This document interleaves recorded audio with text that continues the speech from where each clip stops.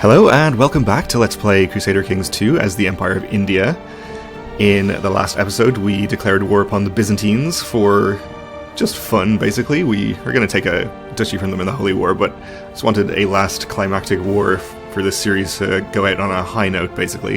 Though it's kind of a race against time as to whether it will end even before that, as we still have no heir. We did manage to have a child by one of our concubines in the last episode.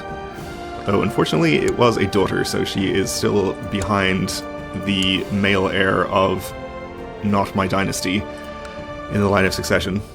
So we'll see if we can manage to have a dynastic heir in the near future. We do have another large army of the Byzantine Empire up here. We'll wait for them to get where they're going and see if we can engage them. They're going to get there on the 14th. We engaged another small army over here. Captured a count. And captured Marcos of Constantinople. Okay. So he's coming in to attack me here in the mountains, which is absolutely fine by me. Now, you're going to get there very soon. In fact, just wait so you don't pile on top of this army. There we go. We have the mountains defensive bonus, so we'll get our reinforcements in.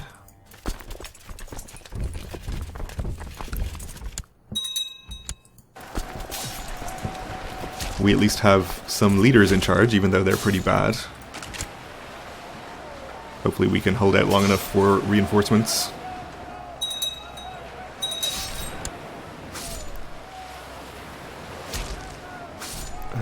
Okay, some of them are going to arrive tomorrow, so hopefully we'll be just fine. Otherwise, it seems like it was going to be a pretty close battle. And nobody likes a fair fight. Okay, with that done, where is their army headed to? Here, okay. I think we have an army retreating to there already, so they will probably be just fine. After those two battles, I imagine we are looking at a pretty depleted army here. We've taken out about half of their strength.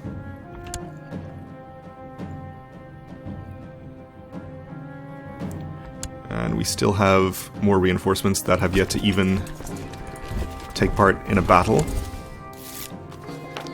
You wish to intercede on behalf of one of my prisoners. Why are you in prison? You are a peasant leader. I will diplomatically explain why I cannot, and then we'll execute him. That will learn you. Okay. So these stacks have been whittled down by attrition enough that they are no longer taking any, so I guess that's a positive thing, if you want to look at it in a positive light.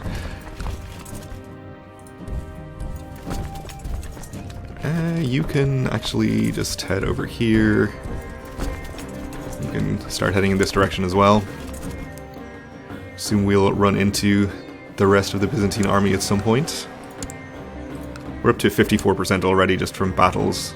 And we're probably going to get ticking war score against us, if we don't already. We actually do, from not controlling the war goal.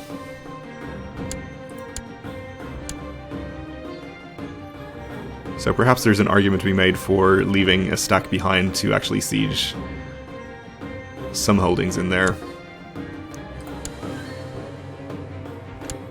So I'm not overly concerned about ending this war quickly, so maybe we won't worry about that.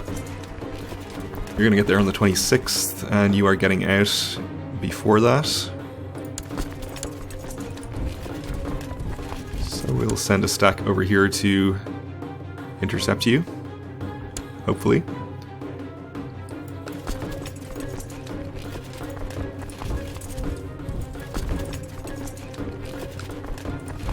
Just assuming that these coastal provinces are going to have a higher supply limit than the inland ones.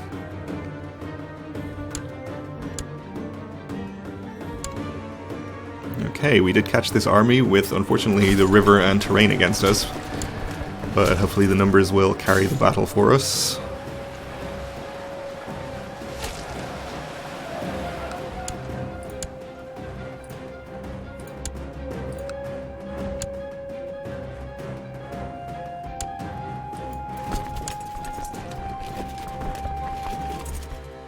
And there's another army of about 10k, which we would definitely like to fight. Let's see, you're headed over there. You can head down to...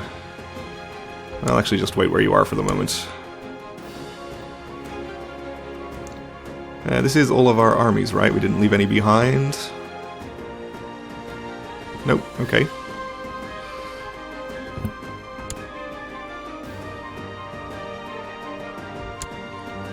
Alright, and we are fighting in here. They actually attacked us over a river into mountains, which I would say gives us the advantage, probably. We'll reinforce with this army, and that should be enough to carry it. Probably going to be a close one, though.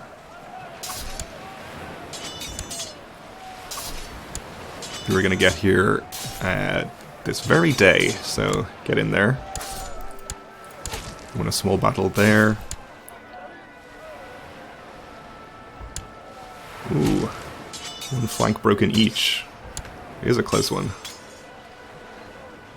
Yeah, we lost, okay. Well, that's fine. We should probably disband these armies to avoid losing any additional war score. I think I will divert this army back in this direction to take care of this situation.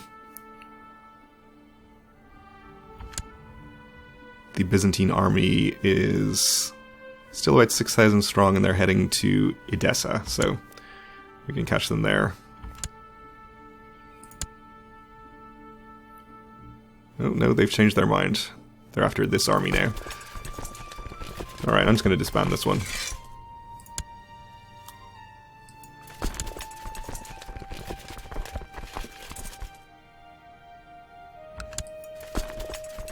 Okay, we have about 11k now. They've still apparently headed to Amida, so we'll follow to there. The rest of you, I guess just stay where you are and keep sieging. We'll let the Byzantine armies come to us.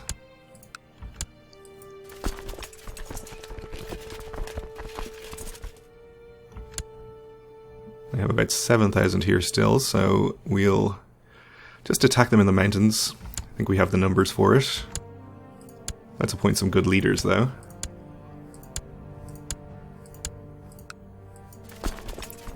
Not sure if I'm personally leading any of these armies. Leading troops in Seleucia. Let's unappoint myself. We don't want to be taking any more risks of death than we need to, while we still don't have an heir of our dynasty.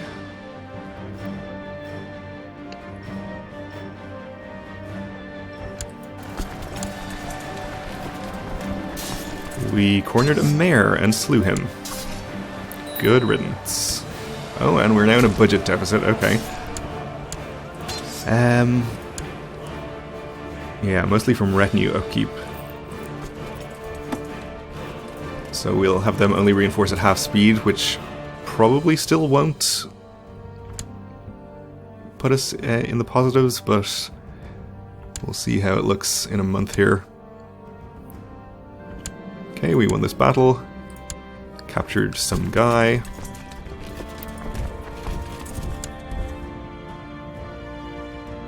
Pursue the army to the next county and kill more of them. Down to about 14,000 troops here.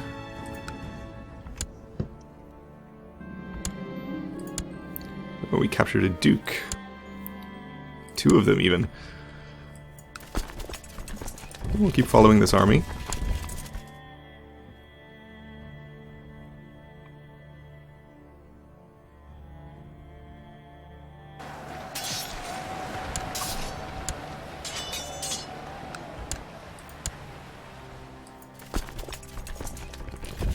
And the same again.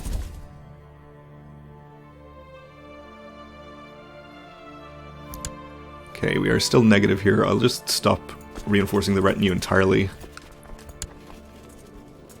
Which should get us back to a positive income.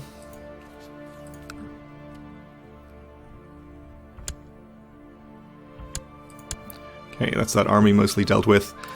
this point, I think I'll send this stack back over here to siege one of our target provinces so we can eventually win this war. And we may just wait for some of these sieges to finish and then march on Constantinople. Because what is the point of fighting the Byzantines if you don't at some point march an army into Constantinople? They do have about 4k here, but we'll probably just ignore them for the moment.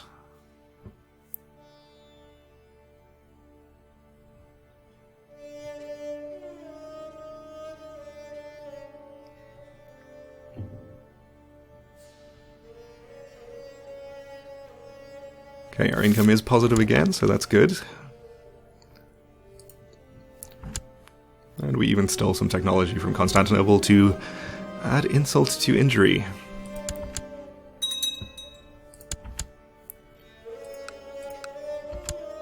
Okay, that siege is done. We'll wait for a second one to finish so we can send a reasonable number of troops over there. I don't want to send this army on its own. Okay.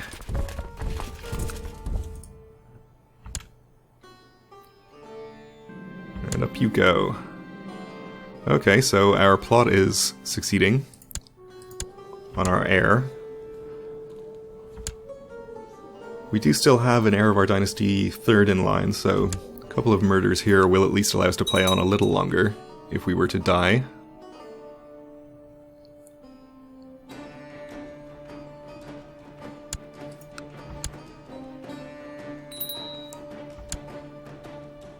And our truce with an emir is expiring. Somebody over here in this area, I assume. Okay, success. And I was not discovered. So our heir is now a different person. I guess this just needs to update. Yeah, there we go. So let's go ahead and try and kill him.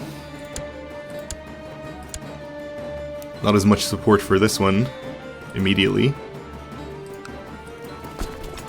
So we like to avoid these armies if possible, since you won't gain anything by fighting them.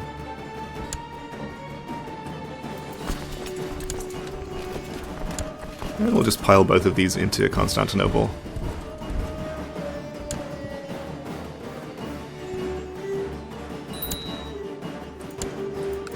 And you can follow them up there.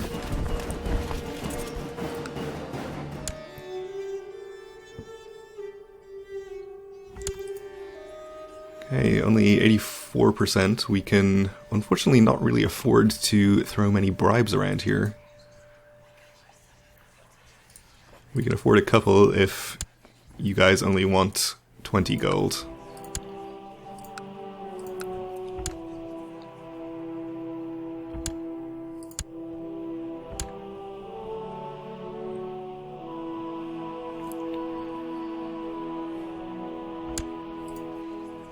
Which may be enough to get us over 100%.